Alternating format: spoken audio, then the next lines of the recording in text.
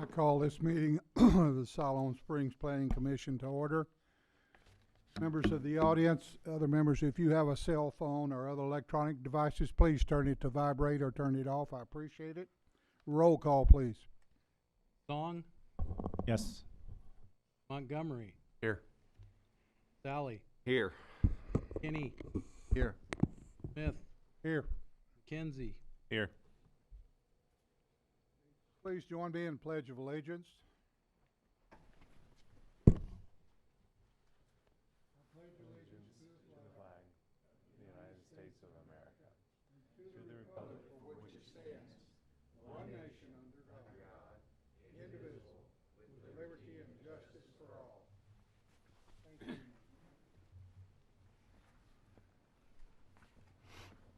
Commissioners, you each received minutes from the September 14th meeting. Are there any questions or corrections to the minutes? Seeing none, hearing none, I'll entertain a motion. I move to approve the minutes. Have a motion? Second. Motion and a second. All in favor? Aye. Aye. Aye. Opposed? Motion carried. Okay, our first item on tonight's agenda is Development Permit SD 21-10. Mr. Rhodes? Yes, thank you, Mr. Chairman and Planning Commission. I'm Ben Rhodes, Senior Planner. So,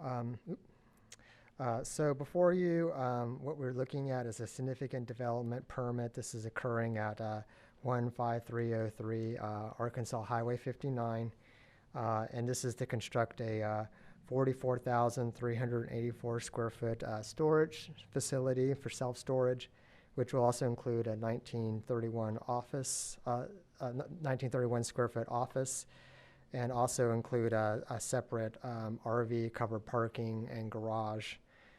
This site was also recently annexed into the city and was zoned C2. So here you see the site plan. There was a late design change. Originally, the open area was in the southwest corner of the project site. So that center area, which is what I'm circling right there, is now been shifted to the center of the property and will just be left as open green space for now, but will allow for a potential for additional development at a later date if they choose to go that direction with the plan. The front building here is your climate-controlled self-storage. It has interior hallways where people can access their belongings, as well as being the main frontage piece that you would see along Highway 59 as you're traveling down the highway. The rear section will be gated off for security purposes, and will also include extensive commercial parking for RVs, which you see here is this RV parking right here, as well as these garages for that type of use. I did also want to point out that there is one driveway coming out onto the facility. Originally they had two, but we requested that they reduce that down for access management purposes for improved traffic safety along Highway 59. So here you just see the plan aerial overlay, which I normally show. This also will lets you know that this is not the entire site, but will include just a small portion of the 37 acres that is being developed. So there is a possibility that this property will be split off at a later date, and something will happen on the remainder of the property. With the landscaping plan, you see the perimeter landscaping, and as well as island trees for the parking.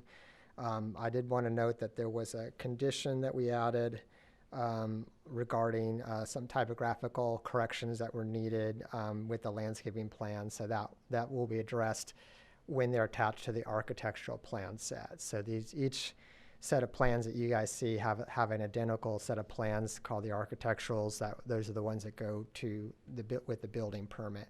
So we'll have that corrected on that. Here we have the renderings.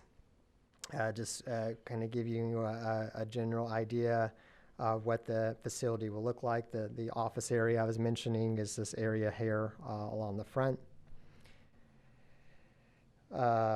And again, that would be the most prominent feature of the property as you're seeing it. And then here's the site view, of course, looking to the north. So staff is recommending approval with 4 needed conditions. I'll go over those real quick for you. So there needs to be a separate utility easement plat filed. This is needed because the property is not being platted at this time, so we do need to have those easements included. As I mentioned, with the late plan update, there was a typographical error found with the floor area on the cover page. That will also be corrected in the architecturals. We needed to shorten the driveway slightly by 1 foot just to meet the code. That was just an oversight. They'll be corrected. There's no problem with that. And then I already mentioned the landscaping update. And so with that, I am available for any of your questions. Thank you. Thank you. Is there anyone from the audience that would like to address this or speak on this? Okay, thank you. Commissioners?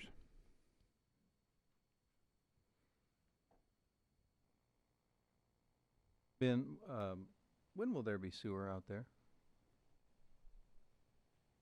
That's a very good question. I think we don't have a firm date as to when the city would extend sewer out there.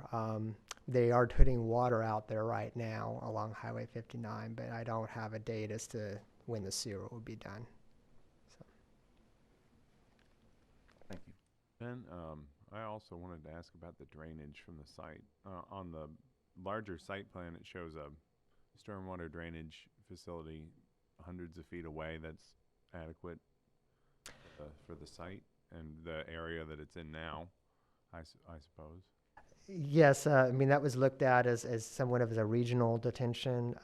Our engineer is here. He's nodding his head. So that is sufficiently sized for that facility. Thank you.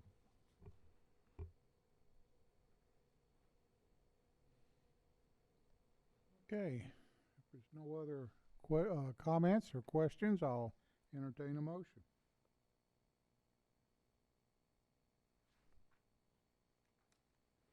Mr. Chairman, I move to approve significant development 21-10, subject to the following conditions. The applicant shall file utility easements via separate instrument as directed by the city engineer prior to certificate of occupancy. The typographical error and gross floor area property shall be corrected in the architectural plan set.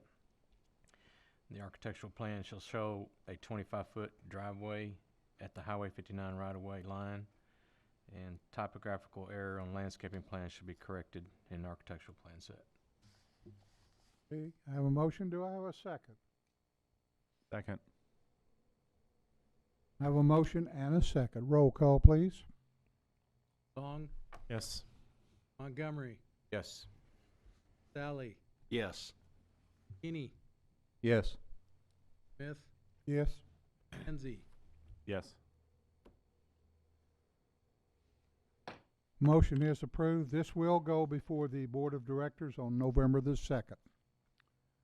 Okay, the next item on our agenda is a significant development permit, SD 21-11. Mr. Chairman, I make a motion to table SD 2111 to the November 9th Planning Commission meeting. I have a motion to table SD 21-11 until the November meeting. Do I have a second? I'll second. We have a motion and a second to table SD 21-11. Roll call, please. Montgomery, Yes. Sally, Yes. Kinney, Yes. Smith, Yes. McKenzie, Yes. Song. Yes. This development permit is tabled until the November meeting. Next item on our agenda is preliminary development permit PP 21-08. Mr. Rhodes, it's your turn. Thank you again, Mr. Chairman. So yes, we're transitioning now to a preliminary plat permit at 200 block of Airport Road. This is being called the Hillcrest Edition. Everyone in all the commissioners should have received a letter that was put at your places. This came in on Friday, the day after I put the packet out, and so you all have that, and the media has that as well. So what we're mentioning is this is on 200 block of Airport. We're talking about right south of the Stonecrest subdivision. The proposal is to plat out 116 residential lots. And as you can see, the average lot sizes are broken out by the zone, as I show on the slide. Along with this application, the applicant is also seeking to annex this property into the city and apply the A1, R1, and R2 zones. And this is as indicated on the preliminary plat. And I'll go over that in a little bit more detail for you in a bit. As far as the annexation timing, it will go along with the preliminary plat, so that will also be considered at the November 2nd board meeting. So here is the site plan. So access will be off of Airport Road primarily, with a secondary access off of Buffalo Gap Drive, which currently terminates as a stub-out street in the Stonecrest addition. This is occurring, as I mentioned earlier, on 54 acres.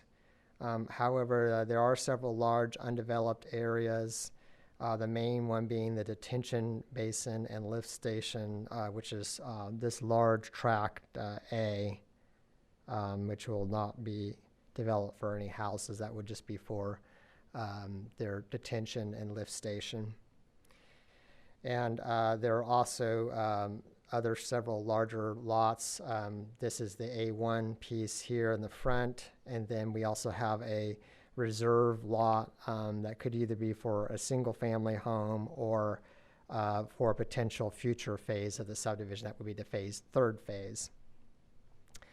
So as far as the residential impact to Stonecrest subdivision, originally this development had, I believe, around 140 lots for single family homes. So we talked to the developer about that, and we were concerned about the number of houses that are on very small lots backing up right against Stonecrest. So what we did is we requested that they match the Stonecrest lot. So if you can see here, it might be hard to read, but these lots basically are all identical sizes to the lots within Stonecrest. So the lots that actually get smaller will be abutting the lots that are proposed within the actual Hillcrest subdivision. So nothing existing is going to have a smaller lot butting up against it. So we really wanted to do that to sort of blend the subdivision a little bit better, so we're not having such sharp transitions between the two different subdivisions. And this would also match with the proposed R1 zone, which would be the northern part of the development that would match within the R1 zone in Stonecrest. The smaller lots but the proposed larger lots, as I mentioned, further south in the subdivision, which would be closer to Highway 412. And then the last thing I wanted to mention is the shading here. You'll see there's two different colors on the map. That's intentional to show what would be built as far as phase 1. That will be in the blue shading, and then phase 2 in the pink color. So as I mentioned, the zoning, what we have here, this is the R1. This is the large lot zoning. It's the 10,000 square foot minimum. Then you have the R2 further south. and then this is A1 there. That was originally intended to be a commercial lot, but they switched it to agricultural to reduce the amount of traffic that would be generated on Airport Road. Here is the site view. Apologize I wasn't able to get closer to this. That's because the airport has a buffer around it for flying devices like a drone. So this is about as close as I could get, but you can see there, this is the back end of Stonecrest right there. You got Airport Road, and then the basically the side is that field right where that white arrow is pointing down. I did want to also show this in an aerial view. So we are recommending approval with 4 needed conditions. So first is that we want the main construction entrance to be from Airport Road and not Buffalo Gap. And that's because we don't want to have a lot of impact to the neighbors in the Stonecrest subdivision with construction equipment coming in and out of the subdivision. So the main entrance will be off of Airport Road when it's under construction. Obviously, they will be doing a little bit work right where the streets connect to build the street, but they won't be coming in and out that way. I neglected to mention, and I apologize, let me go back a few slides here. There is a waiver that's needed for the block length. From here is Airport Road, and then here is Buffalo Gap. That is slightly wider than, or longer length than what's required in the code. However, there is a waiver process that is in the code that can be approved by the City Board of Directors. And in this instance, we feel it is suitable because the applicant has zero control over either of those points. The stub out is where it is, and Airport Road is where it is. So that block length is unavoidable. So that is a condition. That's the second condition. The applicant will be required to make some intersection improvements, off-site improvements to Airport Road. And that is to address some traffic, and we're going to have someone up here shortly to talk about that a little bit more. And then finally, the property must be annexed and zoned according to the what's shown in the preliminary plat. So with that, I would like to pass the floor over to the representative of the developer to discuss a little bit more about the off-site improvements on Airport Road. Patrick? Thanks, Ben. Patrick Foy, Morrison-Shipley Engineers. We're representing Overland Developments. I think Ben did a great job presenting this. The staff's been great to work with. He gave a great story as far as kind of where we started with trying to get density for the subdivision, and then working to be mindful of Stonecrest, downgrading to R1 zone, just so we have that consistency. Our intent here, I mean, obviously we're working with the existing topography, so that's the reason for the large vacant lots, and it's just conducive for the detention. So that'll, in my opinion, it keeps a good natural fill. You know, we're not taking out all those trees. We're going to try to minimize the impact there.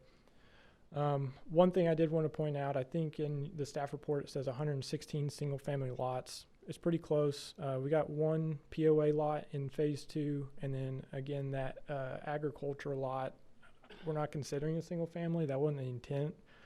I think the land use plan, correct me if I'm wrong, Ben, calls that for commercial, and the developer has no intent to do commercial, so we were just trying to leave that on its own and only zone what we're ready to move forward with. During the review process, Justin Bland, city engineer, brought up the traffic concerns. So we brought on Randy with Peter and Associates out of Little Rock to do a traffic study of the development. And that concluded that we needed to add a right turn lane at the airport and 412 intersection. So we are proposing that. He's the expert there, so if you guys have any traffic-related questions on that, I know it's a big one, but we did try to keep it in mind, but feel free to ask those. He's here for y'all. Other than that, like I said, Ben did a great job. If you guys have any other questions, let me know.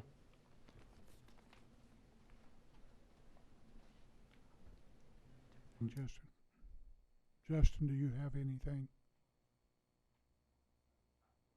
Okay. Okay, at this time, I will entertain comments from the audience. If you are here to comment on this development, please come to the microphone and give us your name and your address, and you'll have 3 minutes. Thank you. My name's Lyle Winters. I live at 506 Carter and here in Siloam Springs in Stonecrest subdivision, and I'm the president of the POA Association. And quite a few people are here representing Stonecrest, basically interested in what's going to happen with the development. This is kind of the first thing, so you know, we've got some questions that we've drawn up and some comments based on some of the things that they've already addressed, and I'd like to just go over those right quick and give you the main topics, and then we'll share and you know, ask some questions and see if we can start moving along here pretty quick. But one of the big concerns that already addressed some is increase in traffic on Airport Road, and with the right-hand turn lane that's mentioned and a few other things. One of the things that I did notice for 119 homes with just one exit out of there, I have a concern over safety and fire access, but that can be addressed later. Also, the next thing is just the wear and tear on Airport Road, just adding more traffic and the heavy construction. You know, who's responsible for that? Because if it's within the city, is the city going to maintain it? So on and so forth. Because it's starting to break up after it's been there for a long time. That Airport Road's pretty well worn right now. The utilities infrastructure, by that residents there in Stonecrest have low water pressure already in some areas, and we just want to be concerned that the city's, you know, set to bring in water and, you know, provide pressure off whether they're going to use the existing mains or be putting in new ones, or just what it is, so that, you know, that both subdivisions have good water pressure, because that affects the safety also with fire. The 412 traffic noise is one of the other concerns. With all the extra traffic and extra homes, the 412 traffic noise, whether or not there's going to be any kind of requirement from the city that, you know, that some of that is limited in some way, because it does get quite noisy out there and is having an impact.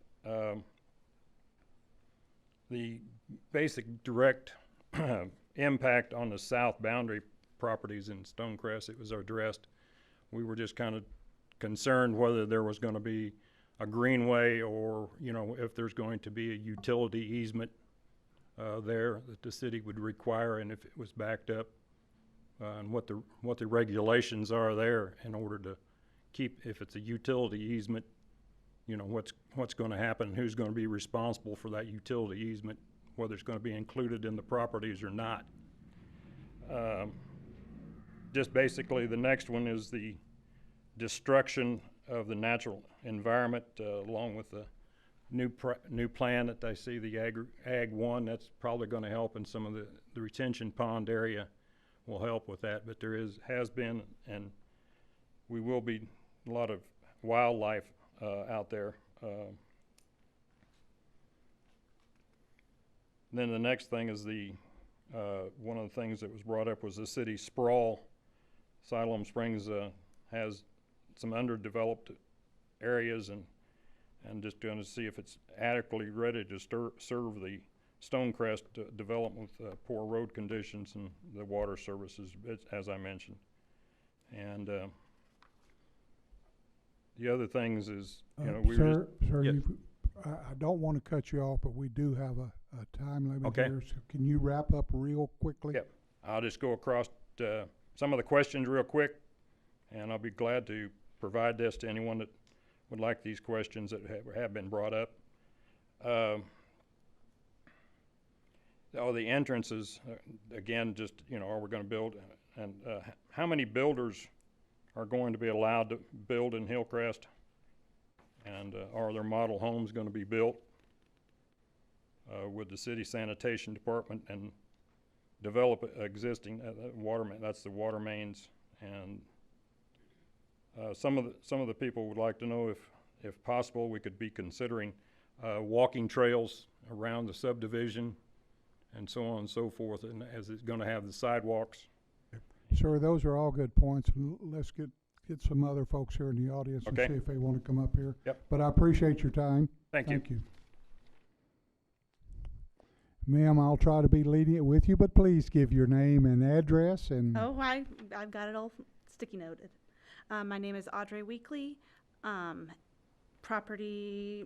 address is 806 David Drive. I'm on property lot, I can't see that one, but it has the wrong name. So that's the first, you will need to address that in your plans.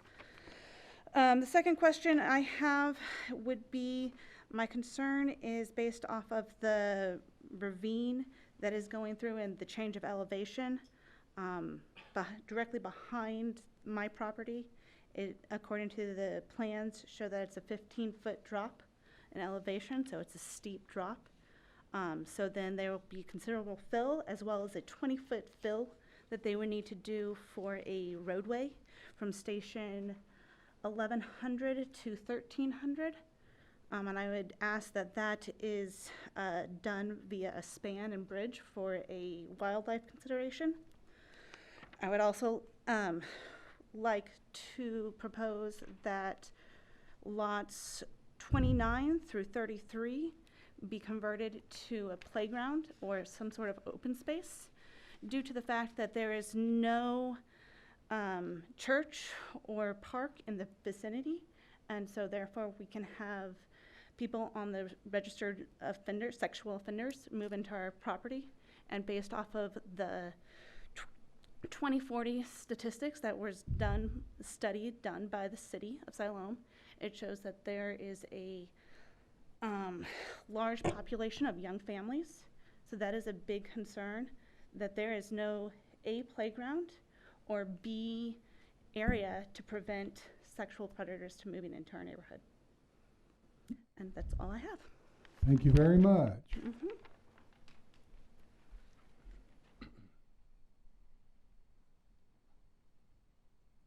I'm Vicki Clark. We live at 5006 David Drive, which will be directly behind the new development. I have one question. We talked about a turn lane on Airport Road. What about on 412? Because there is no, if you're turning left off of Airport Road onto 412, there is no room to make that turn and hope, because you're going to either sit there for a long time or you're going to take your life and somebody else's life in your own hands to get out into traffic. And so I think that is a huge concern, and there really should be a traffic light there with a left turn arrow. And I think that's very serious. And also the other thing that I see, leaving that front lot as agricultural to save traffic, I don't buy it. You're putting in 116, 17 more homes. What's going to be coming off of that corner is not sufficient, I think, to call that, a good reason to leave it like that. I mean, let's just say the developer's not ready to develop it, as somebody said a while ago, and so he doesn't know what he's going to do with it right now. But you got 117 more families. That's probably going to be 234 more cars that are going to be coming in and out of there, in addition to what's already coming out of Stonecrest. So I think there needs to be a light there in order to maintain some safety. I think it's a real safety issue. It's already hard to get out into traffic. We had to sit and wait for 3 or 4 minutes tonight just to come to the meeting. Thanks. Thank you, ma'am.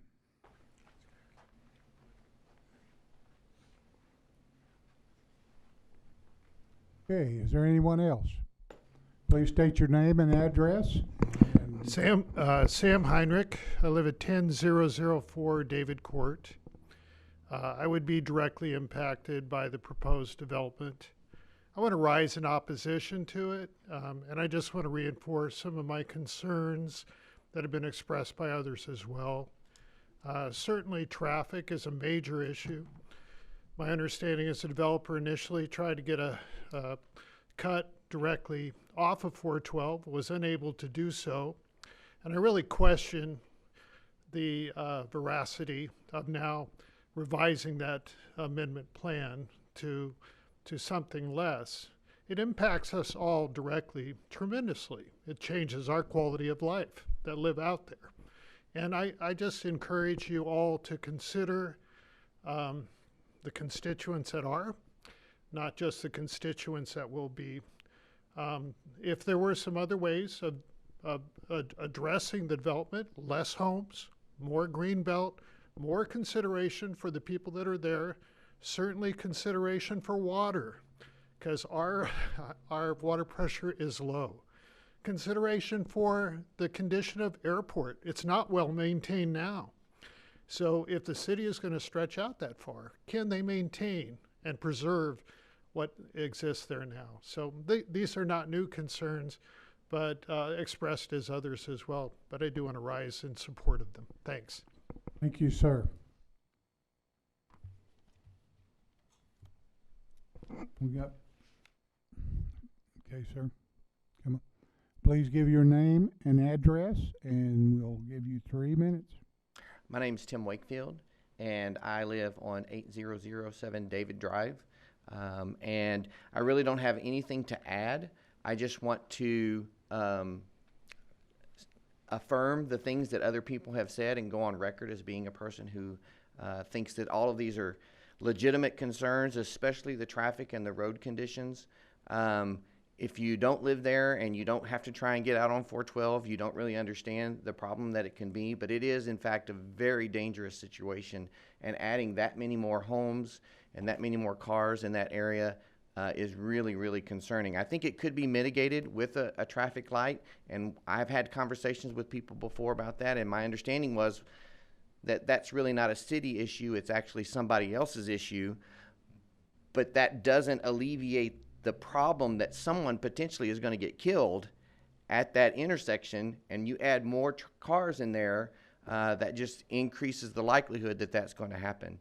So that's all I have to say. I just wanted to add my voice to that. Thank you. Thank you, sir. These have all been real good questions, and I will ask if there's anyone that has anything different than what has already been stated.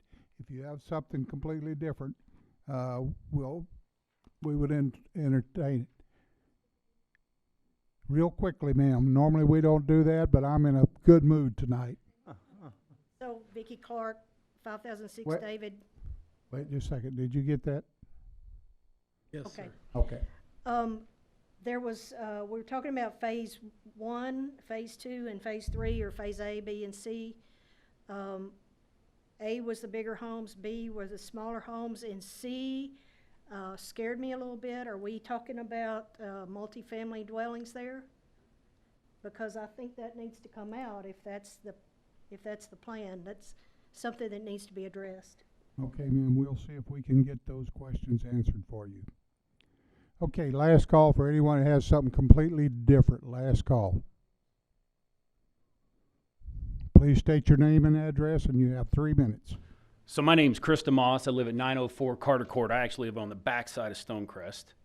I've lived there for over 13 years. And I guess really my biggest concern that really hasn't been brought up is not what this developer's wanting to do, but it's that lot to the, I guess it would be the southwest that's not a part of it. What's going to go there? What's going to add to the traffic concerns that everybody else in here has brought up that we don't know about today? And so this developer is going to be responsible for that airport road, but what's going to go in that slot? And I don't think any of us know that today, but if we add another 117 homes and possibly 450 cars hitting airport road every day, whatever that McDonald's or that gas station or that Chick-fil-A or whatever it may be adds to this whole problem that we might create if we annex that and allow another 117 homes. So that's what I got. Thank you, sir. Okay. See if I can get this to cooperate here.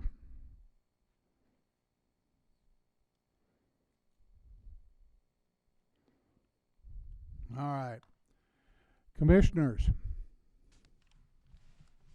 And I saw you all taking notes, so I know there's a lot of questions. So, Mr. Chairman, can Mr. Rhodes answer some of the questions or all questions that have been asked? Okay, Ben, would you like to try to address some of those questions? Or do you want individual questions, or maybe Justin can come up and stand next to you and help you a little bit? If you could restate which questions you want answered, that would help.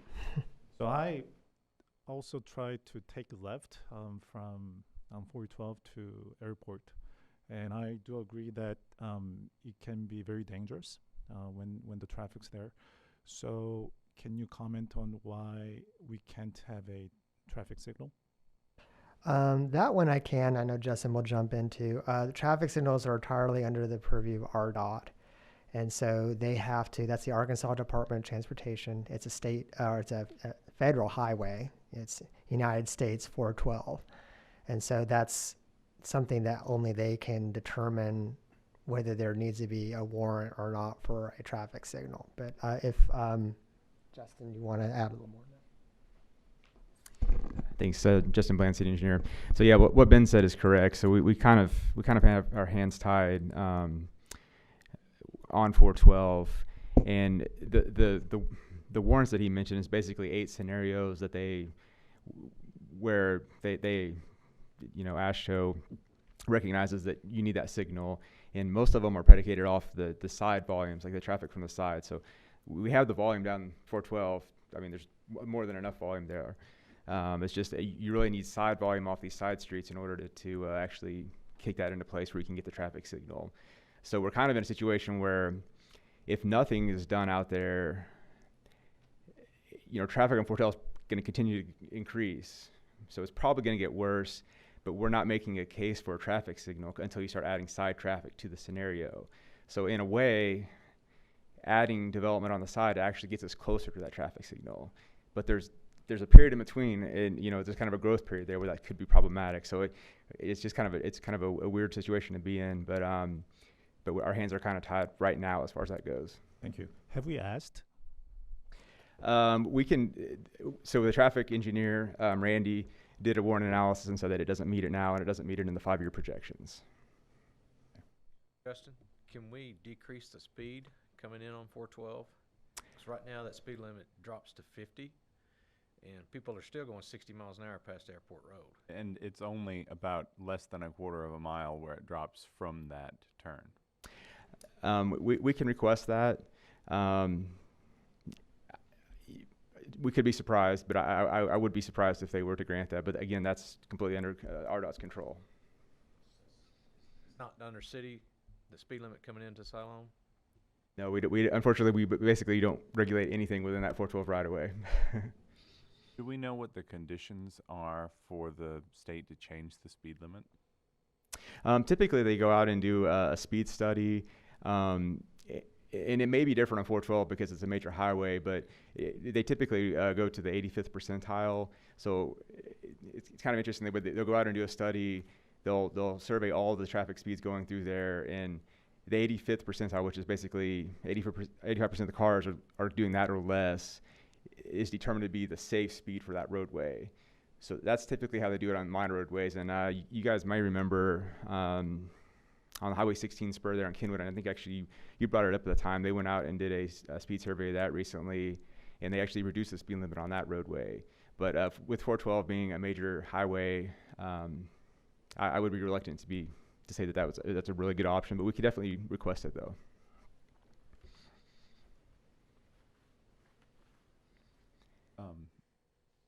I have another question that's probably best suited for Ben, and it's about the park space in the development. We've seen a lot of new development south of 412, and now this one that don't have any designated sort of park space for people. Is there any discussion that we've had with the developers of these places to encourage them to put in public space? Typically, I will mention that as a request, but it's not a requirement yet. Usually there's a detention basin in these subdivisions, which would be ideal for open area. I don't know if there'll be programmed spacing, with equipment and things like that, but it can be used. We do request that they be allowed to be open to the public use. So there could be, with such a large area for their detention, I think there could be ample opportunity for access into that space, particularly with this coming right across the street here. So you wouldn't even have to go through someone's backyard. You just come right off of the street there. And it, like I said, it won't be programmed space. It's heavily wooded, but it could be an area for kids to go back in there and play or something. So, Ben, from one of the audience, and I thought I picked up on it, maybe the engineer representing the developer, is that a deep ravine where those trees and stuff are? It's a ravine, yes. Okay, so if you turn that area into a playground area, of course you've got to work to do there. Commissioners, any other? Ben, what is the closest road to the north that would access town?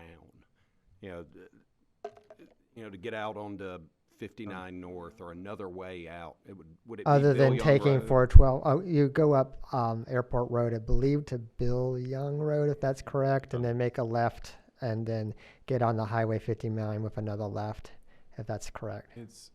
I think it's about a mile and a half. Yeah. And so with this proposal, there's no way to access 412 from with this plan, right? There's no. Nor would we suggest that to be. That's pretty dangerous to do that. Yeah. But we want a street like a collector street or an arterial street to intersect major highways, not a subdivision level street. Right. I also know we talked about it a few months ago, but what is the timetable for improving Airport Road? Oh goodness, I think I refer that to Justin.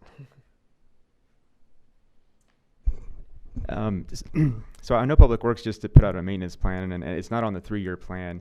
The challenging thing with Airport Road is that aside from Stonecrest right now, half of it's in the county and half of it's in the city. So that's the reason it's honestly, there's just been an issue with who's responsible, and you really can't just go down one side of the road. It doesn't really do good to do it. So with this, if this development were to be built, the entire frontage would be developed, and they would be doing improvements across that. But at that point, the city was going to have more control and be able to do more of it that would be in the city limits at that point in time. So, Justin, on Airport Road, which part is county and which part is city? So is it from the north edge or is it down the center of the road? Down the center of the road. So everything on the east side, except for Stonecrest, is in the county currently, and everything on the west side is in the city. Okay, so but from 412 to the north edge of Stonecrest, is that all city?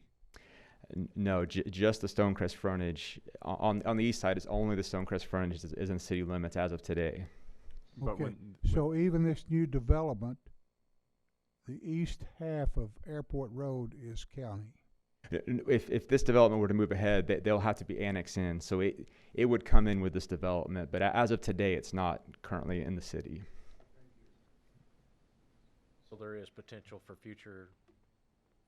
in the near future of Airport Road for that particular area between Stonecrest, this one, and 412 for improvements? I don't want to comment too much on Public Works, the long-term plans on that. But I know that has been brought up on the board level, and I know the first real step for us to doing major improvements out there is to get it in the city. So this is a step forward in that respect. Is it possible for me to ask a question specifically to that? Normally we would not, but in the being a good neighbor, I will allow you one question.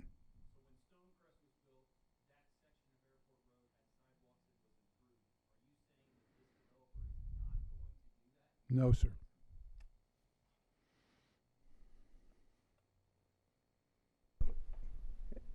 So when Stonecrest was built, they did half-street improvements across their frontage, which included the curb and the sidewalk. This developer will be doing the same across the frontage of their development. Will they They won't. They will match at Stonecrest all the way across the frontage of their property. Just now, I have one more question. So, if we add these houses, according to the study, do we have enough traffic to add a traffic light? We do not. Okay. Even with a 5-year, I believe they did a forecast 5 years down the road, I think with 2% growth of traffic on 412. With that and the addition of this development, it still did not meet the side warrants. So again, we're just kind of in that growth phase where we can't quite get that side growth triggerment. So, but until we get there, we you're almost kind of like a catch-22. You don't have to deal with it, but you're never going to get the traffic signal until you actually have the side traffic. So that's kind of a little bit of the dilemma we're in. Just follow up on that. Did they take into account the development that's planned on Kenwood that will be coming up Gum Springs also? I do not know. They did not do that, no. How many vacant lots are left in Stonecrest? Do you know that would add to the potential? Not very many. I really think there's less than 5 at this point. Most of them are built on. Yeah. All of them have homes on them, but I believe there's 3 houses that have not been sold yet or not finished. Along that north edge, will there be a utility easement? So all just to clarify that, all the easements will be on the subject property. We're not talking about easements on existing homes. So it would all be on the subject property, which would be the area where the development is occurring. That's where the easements are going. And Ben or Justin, would you comment on the water pressure issue? We actually had Danny Farine from the Public Works Department here. He has a lot of experience in that, so he can talk about that a little bit if you don't mind. Danny Farine, Water Wastewater Superintendent, City of Siloam Springs. And on the water pressure on that, it is low out there right now. There's we went and done some tests on some fire hydrants and pressure in that area. The lowest we could find in there is about 46 pounds of pressure. Can you get a little closer to Mike? Yes, sir. Yes, about 46 pounds pressure is what we have at the lowest, and it varies depending on your elevation, and goes up to, I don't know, there's close to 66 pounds you got to start down the ravine. One thing about it is we hold everybody to a minimum design standard, so we're not doing where there's too many straws in one cup. We're holding it to a loop in the system, so they'll tie into the 18-inch water main that's on Airport Road, and they'll extend off of it and also tie into the line that's on the end of Buffalo Gap. They'll complete a loop in there, and it'll actually help the residual pressure inside of Stonecrest subdivision. So Stonecrest right now is just on the 8-inch line and not on the 18? Is that Correct. what you're saying? They're fed off an 8-inch line that feeds into it. It is looped inside the system and also feeds off in 2 points. But now we're going to You're increasing the backflow back into, or that loop. Yes. Increasing the flow off the 18-inch line inside the 8-inch line. Correct. It will not increase the pressure because the pressure is based off the height of the water in the water tower. So we're not changing the height of the water tower or anything, but we're increasing the flow, which gives you more residual pressures. So in case of a fire or, like say, more homes, you have the volume you need to be able to supply those. So what you're saying is the development will actually help Stonecrest Absolutely. water pressure. Residual pressure, yes. Okay. Thank you. Before you sit down, has any commissioners got any other questions on the water? Thank you. Thank you. Hey, commissioners, you got any other questions on this 21-08?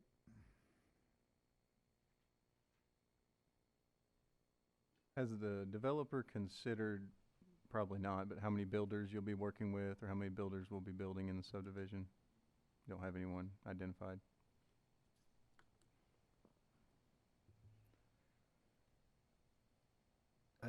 I have a statement. I just have concerns about the safety of traffic in and out of Airport Road, so I'm wondering if we can hear from your traffic expert and see what. Yeah, I'm Randy Tolbert with Peters and Associates, and we did the traffic study we looked at existing conditions, and we've worked with Justin through the beginning of this, and then we looked at what if the development was built as it's proposed at the time, and that time there's 142 lots. So what we're looking at in our study is a little more aggressive than actually what's going to be built. So we're assuming a little bit more traffic, but with the addition of the right turn lane, and we recommended a little bit longer than what was needed or what was seen in our results, with a 150-foot right turn lane plus a taper. So that would, in the future, if volumes increase and if and when a signal's put there, it would allow a lot of stacking in that left through lane, and the right turn lane could just wait for a gap until a signal's there and turn right a lot easier, not being blocked by a left turn in vehicle.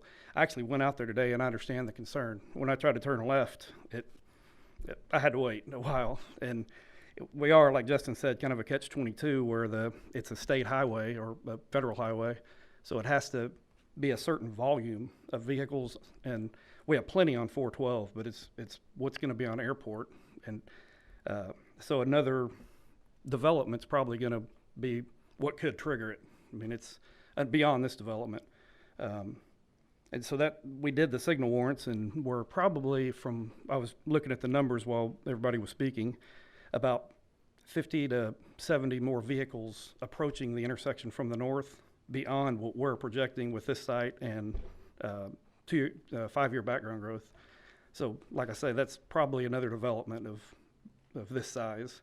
And RDOT requires us to factor out a certain amount of right turns, and it varies, but if we included all the right turns, we'd be close to meeting it now, but they will require us to factor out some right turns. So that's kind of where we're at now, but with the addition of the right turn lane, the southbound vehicle movements will remain at level service C, which is the city's acceptable level from that approach. And are there any other questions that I can provide or answer? I'm sorry. Did you take a look at the other side too? Traffic coming off of Gum Springs? We did. We didn't include, I wasn't aware of the other development to the south, but the volumes on the north side are significantly higher than the volumes on the south side. And the north side volumes are likely going to be the one that triggers the signal warrants, not the south side, as the development continues to be the way it's going. But I mean, I completely understand the concerns by going out there again and making these maneuvers that the residents out there have to do daily. Coming south on our Airport Road and wanting to go east on 412. Yes, sir.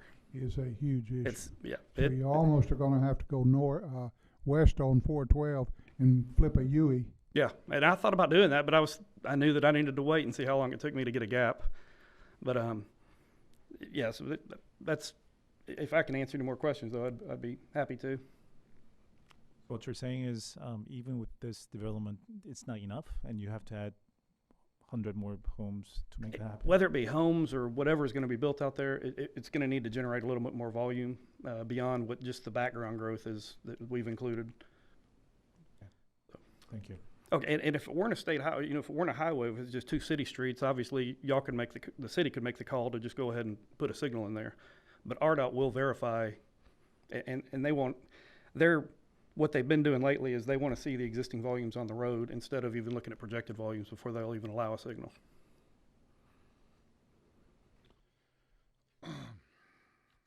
Does RDOT ever make exceptions? They did years ago when a known, well, they still do. I mean, if it's a known entity like a school or a large Walmart supercenter or something going in that they know is going to generate X amount of traffic, then they will then. While you're here, do you know anything about RDOT changing the speed limit there? Whether they can extend the where it drops to I think what 45 Justin further back. Yes, sir. What Justin said, I'll build on that a little bit. They do look at the 85th percentile speed out there, but they also as development continues in a direction, they'll look at the number of curb cuts as well as the development in the area. So more development you have a little more chance of possibly them studying to decrease the speed then. So I don't know why you wouldn't just, it would have to come from the city more than likely, or it'd mean more coming from the city. Just go ahead and request them to do a study out there and let them know that, you know, there is future development going on in that direction. Shouldn't be hard to reduce that. They're going uphill before they get there. Yeah. Mm-hmm. Okay, thank you. Sure. Anything else? This is my last question on traffic signal. So Ben, do we have a plan to ask RDOT for a potential light or signal? Or are you even thinking about it, or not really at this point? I believe we did approach that with RDOT, right? About the signal. Still don't meet standards for it. Yeah, so at this point, you know, typically the first step would be to do a traffic study, right, and have the volume in place. You know, and the study shows that it would meet those warrants, but until we get that volume in place, you know, requesting, we really need it almost to be there before you make the request, I guess is what I'm trying to say. But even with the plan approved, I mean, you can't make a request? That's my understanding, and that's kind of, they don't really do it based upon expected development, because I mean, the idea being, you know, if this was approved and then, you know, say the economy goes downhill and there's only 5 lots that get built on, or, you know, they're just unexpected things. I think they actually want the volume there before they would consider the request, is my understanding. Okay. But I would recommend, I mean, just on behalf of the residents, I mean, I would recommend that you contact RDOT and make the case, and if they say no, I mean, that's okay, but I think we should at least ask. Absolutely. Yeah, from what I understand, y'all may be able to ask, you know, have a request for them to study it. They'll come out and study hourly traffic volumes for a day or two, and then I'm not sure how long they'll you know, how many days they'll do it, but right, they'll then take it back and run their own traffic signal warrant and see if it meets any of the threshold that's in the MUTCD, which is Manual of Uniform Traffic Control Devices, and they'll decide. Like I say, it's got to be existing volumes whenever they count. If they counted tomorrow, it wouldn't include this site or any other future site that's possible. So it would just be what's occurring today. I was gonna say we can absolutely make that request. I was just trying to explain that it may not lead to anything at this point, but. Thank you. Okay. Commissioners, it is that time of the evening. I will entertain a motion on PP 21-08.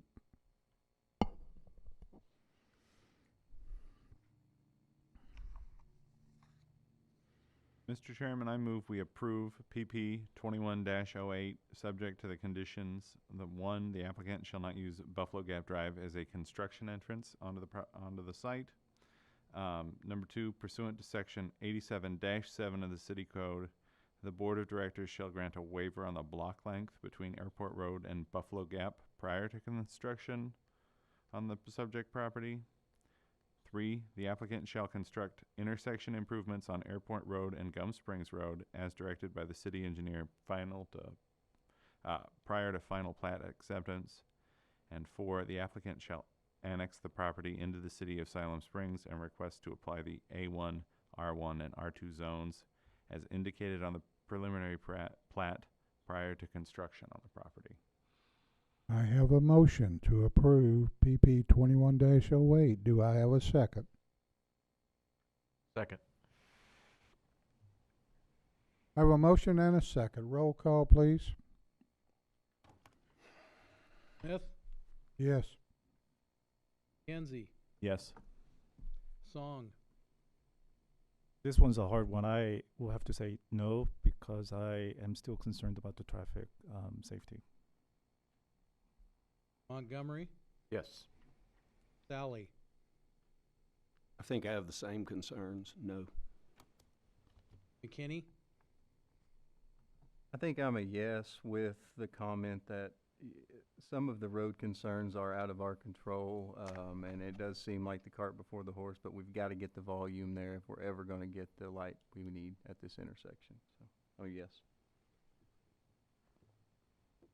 Okay, with a vote of 4-2, the motion is approved, and it will go to the Board of Directors on November the 2nd, 2021.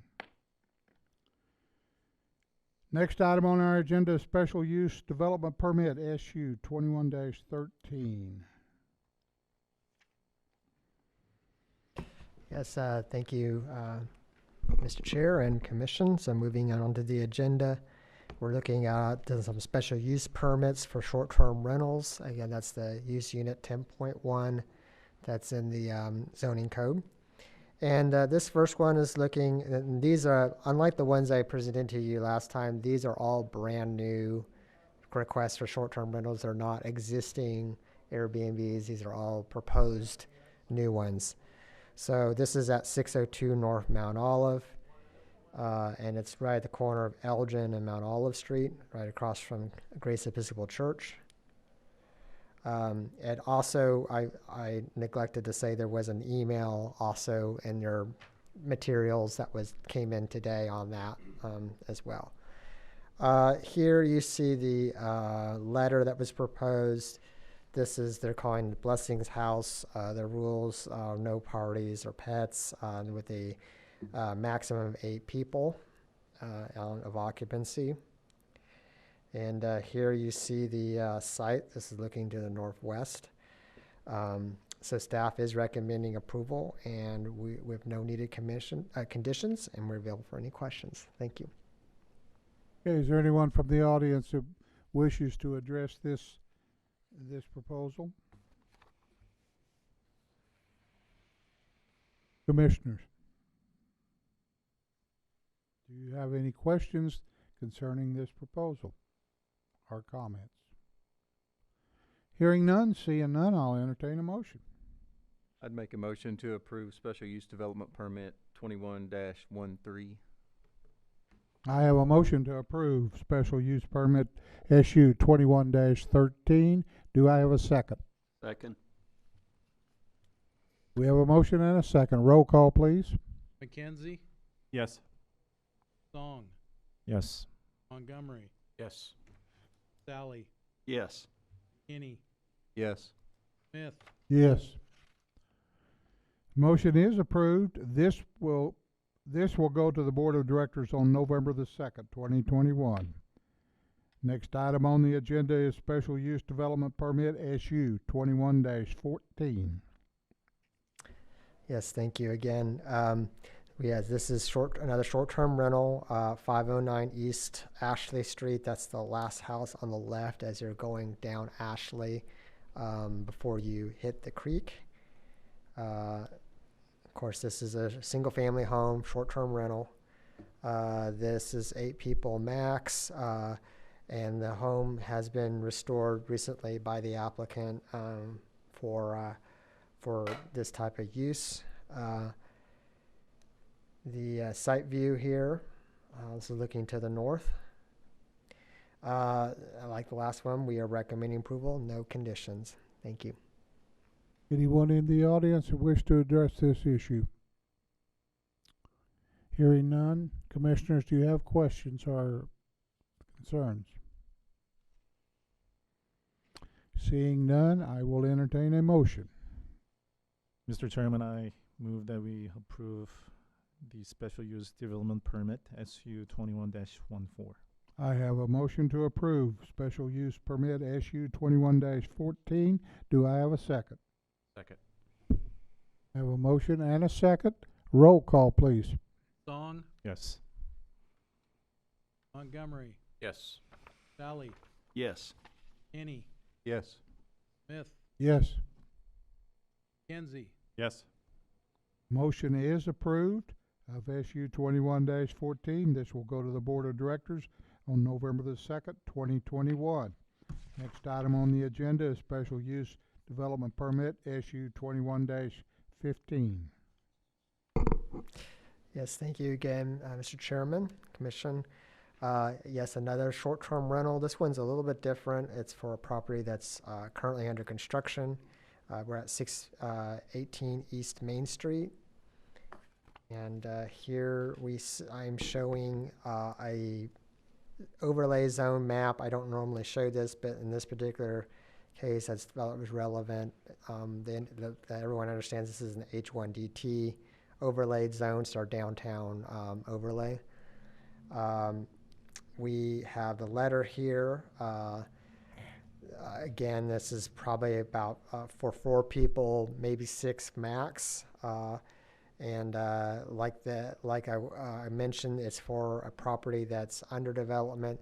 So you're approving whether this property can be used as a short-term rental, not approving the design or the look or anything to do with the actual building. That's already been approved.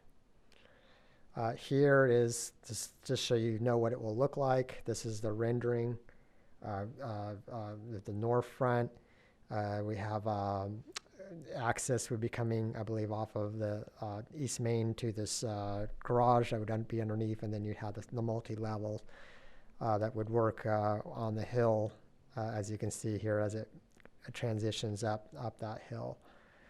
So with that, we are recommending approval, no conditions, and available for any of your questions. Thank you. Is there anyone in the audience who wish to address this special use development permit? Ben, sorry. Okay, commissioners, your Ben, turn. How wide is that lot? Well, that's a good question. It's, I believe the staff report said it was a 50-foot wide lot, but it has been since subdivided by deed to 25 foot. So it's 2 deeded properties, but that's not something the city we approved or anything. But it is in the downtown historic zone, which is very advantageous because that helps the setbacks, obviously. So. That narrow, okay. Yep. Any other questions, commissioners? This driveway being at 25, or actually 12 feet, the traffic's going to be backing out onto East Main? Potentially. I mean, it depends on how the vehicles navigate that drive. If his lot's only 25 foot wide, is there any possible way he can get a turnout where he can turn vehicles around where he's not backing out onto East Main? I can ask. Again, it's under construction now, so I mean, there's already an issued building permit. So again, you're approving not the building, you're approving whether it can be used as a special use for a short-term rental. Okay, any other questions? With that being said, I'll entertain a motion. I'd make a motion to approve special use development permit 21-15. We have a motion to approve special use development permit 21-15. Do I have a second? Second.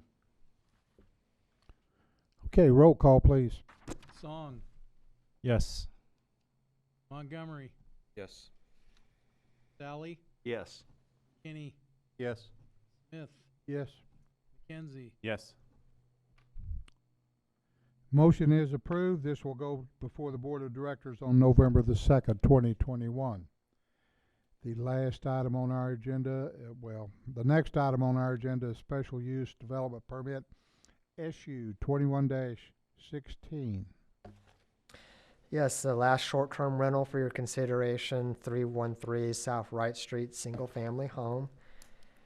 We have, again, another letter indicating that there won't be any parties or issues that would impact the neighbors. It is about a block away from the one at 305 Mount Olive that you guys looked at a couple months ago, if you might recall. Here is the property. Staff is, again, recommending approval with no needed conditions. We're available for any questions. Thank you. Is there anyone from the audience that would like to address this special use permit? Okay, commissioners, do you have questions or comments? I hear none, so I'll entertain a motion. Mr. Chairman, I move that we approve the special use development permit SU 21-16. I have a motion to approve SU 21-16. Do I have a second? Second. I have a motion and a second. Roll call, please. Montgomery, Yes. Valley, Yes. Kinney, Yes. Smith, Yes. Kinsey, Yes. Song. Yes. This permit has been, SU 2116 has been approved and will go to the Board of Directors on November the 2nd. Okay, in your packet was a copy of the City Comprehensive Plan Monthly Update along with staff-approved permits. Are there any questions on those items?